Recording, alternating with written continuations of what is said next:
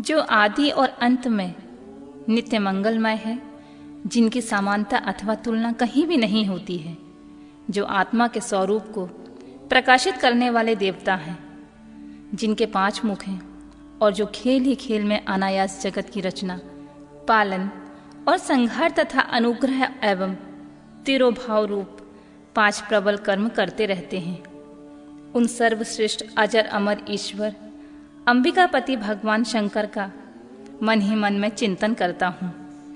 व्यास जी कहते हैं, जो धर्म का महान क्षेत्र है और जहाँ गंगा जमुना का संगम हुआ है, उस परम पावन प्रयाग में जो ब्रह्मलोक का मार्ग है, सत्य व्रत में तत्पर रहने वाले महातेजस्वी महाभाग महात्मा मुनियों ने एक विशाल यज्ञ का आयोजन किया है।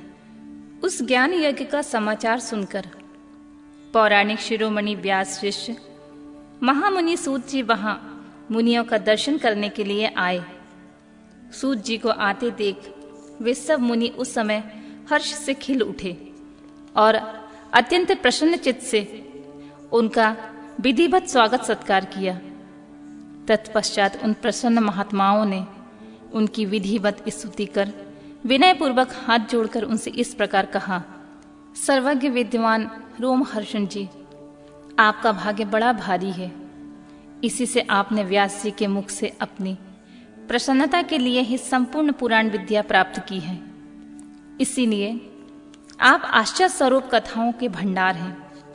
ठीक उसी तरह जैसे रत्नाकर समुद्र में बड़े बड़े सारभूत रत्नों का आगार है, इन्हीं तीनों लोकों में भूत, वर्तमान और भविष्य तथा और जो भी कोई वस्तु है वह आपसे अज्ञात नहीं है।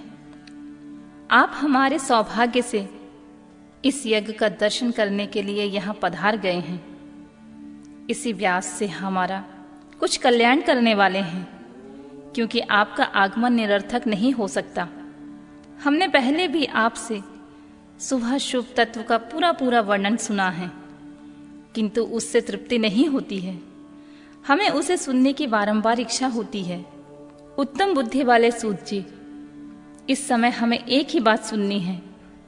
यदि आपका अनुग्रह ही हो तो गोपनीय होने पर भी आप उस विषय का वर्णन करें। घोर कलयुग आने में मनुष्य पुण्य कर्म से दूर रहेंगे, दुराचार में फंस जाएंगे और सब के सब सत्य भाषण से मुंह फेर लेंगे, दूसरों की निंदा में तत्पर होंगे, पराये धन को हड़प लेने की इच्छा भी करेंगे। उनका मन पराई स्त्रियों में आसक्त होगा तथा वे दूसरे प्राणियों की हिंसा किया करेंगे, अपने शरीर को ही आत्मा समझेंगे। मूढ़ नास्तिक और पशु बुद्धि रखने वाले होंगे, माता पिता से द्वेष रखेंगे।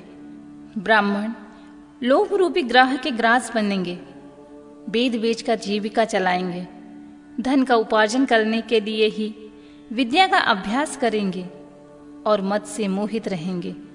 अपनी जाति और कर्म को छोड़ देंगे, प्रायः दूसरों को ठगेंगे, तीनों काल के संदेह उपासना से दूर रहेंगे और ब्रह्म ज्ञान से शून्य होंगे।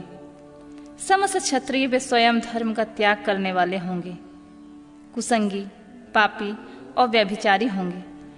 उनमें शौर्य का अभाव होगा। वे कुशित चौर्य कर्म से जीविका चलाएंगे, शूद्रों का सा बर्ताव करेंगे और उनका चित्त काम का किंकर बना रहेगा।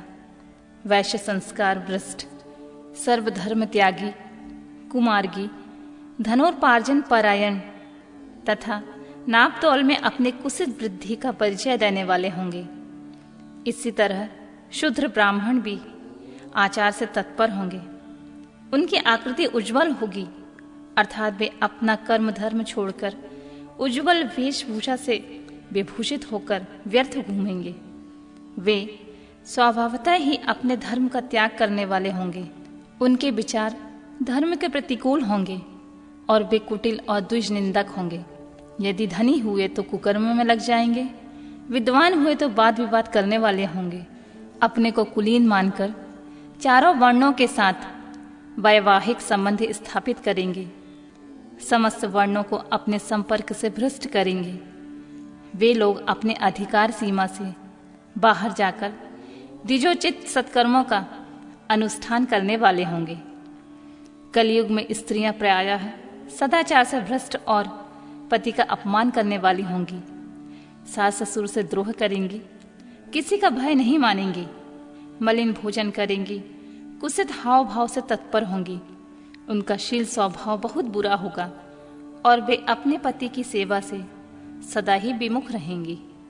सूत जी, इस तरह जिनकी बुद्धि नष्ट हो गई है, जिन्होंने अपने धर्म को त्याग दिया है, ऐसे लोगों को इंद्रलोक एवं परलोक में उत्तम गति कैसे प्राप्त होगी?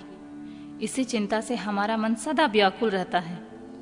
परोपकार के समान कोई दूसरा धर्म नहीं है, अतः जिस छोटे से उपाय से इन सब पापों का तत्काल नाश हो जाए, उसे इस समय कृपा पूर्वक बताइए, क्योंकि आप समस्त सिद्धांतों के ज्ञाता हैं। व्यास जी कहते हैं, उन भावितात्मा मुनियों की यह बात सुनकर सूत जी मन ही मन भगवान शंकर का स्मरण करके उनसे इस प्रकार बोले।